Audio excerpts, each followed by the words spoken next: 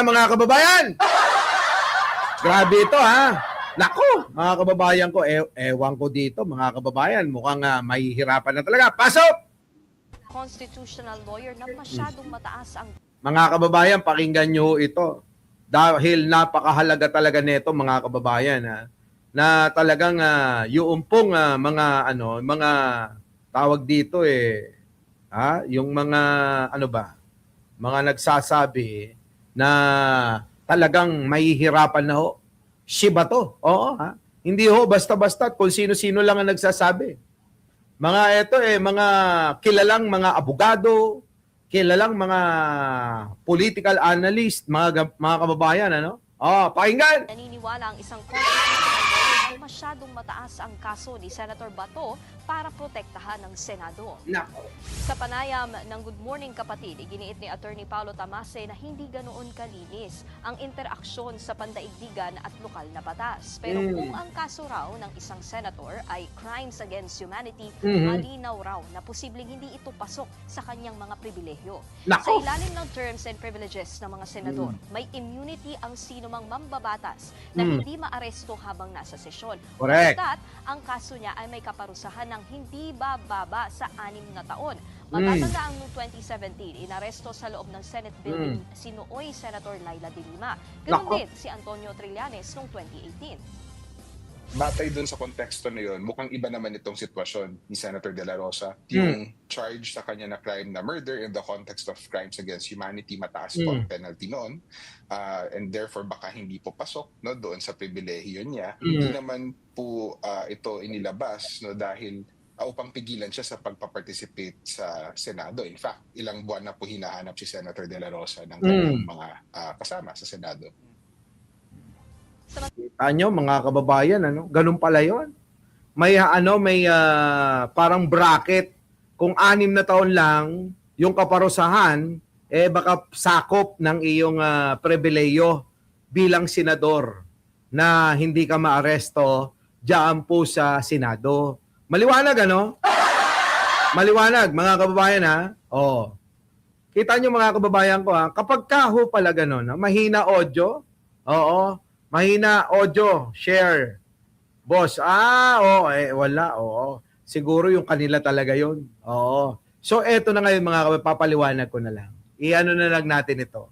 So, ngayon mga kababayan, may bracket kung hanggang ilang taon yung iyong tawag dito, yung iyong kaparusahan. Kung ilang taon, ha, mga kababayan.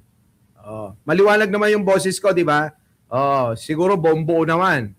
Ngayon, mga kababayan ko, kung ganon, hindi na husakop kasi ang kaso ni Bato de la Rosa habang buhay nakabilangguan ito Habang buhay ho na mabibilanggo, mga kababayan, ano?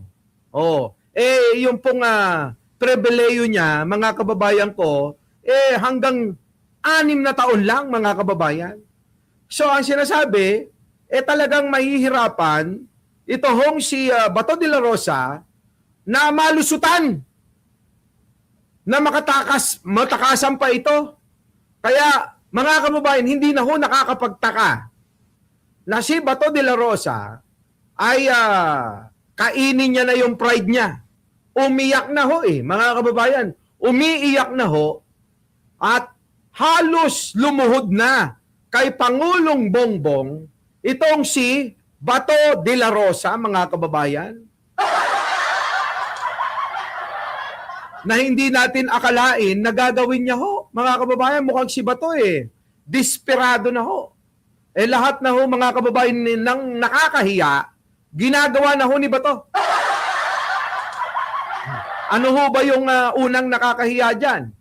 Yung pong sinabi ho ni Senator Trillanes na siya ang sabi na gusto mo ikaw na umaresto sa akin, sumama ka at ikaw ang mag-aresto. Ngayon ho, mga kababayan, nabaliktad ho yung sitwasyon Ang nangyayari ho, para ho na humbata. Sino? Si Bato de la Rosa.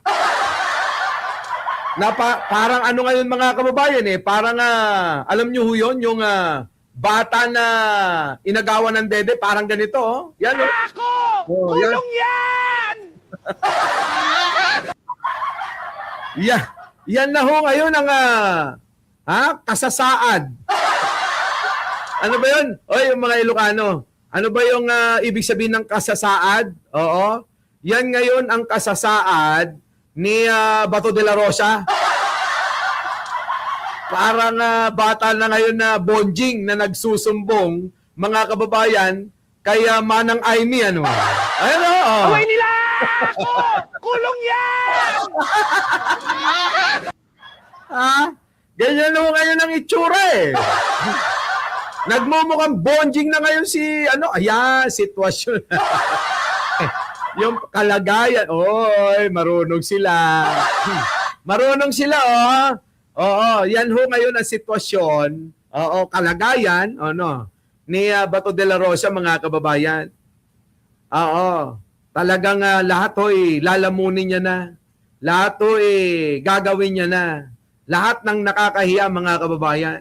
Ay, biruin ninyo, nagsinungaling pa, di ba? Sabi nga natin, hindi ho maipagkakaila doon po sa lumabas ho na CCTV footage na si Bato talaga, kumaripas ng takbo eh. Oo, di ba? Kumaripas ho ng takbo. Na talagang ang ekspresyon at pangunawa ng maraming Pilipino, talagang takot na takot. Kayo ho, mga kababayan, di ba?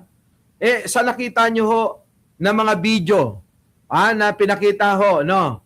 Ng CCTV footage diyan po sa Senado, makikita ho natin talaga yung karipas ng takbo na nagpapakita at naglalarawan ang katakutan, ang kabahalaan, ang pangamba sa buhay ni Bato. Di ba?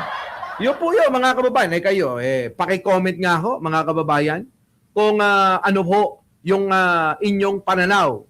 At sa mga napanood ninyo na nagtatakbo ho diyan po sa Senado, etong si Bato, mga kababayan. Di ba? Yan po yan. Eto na. Mga kababayan ko,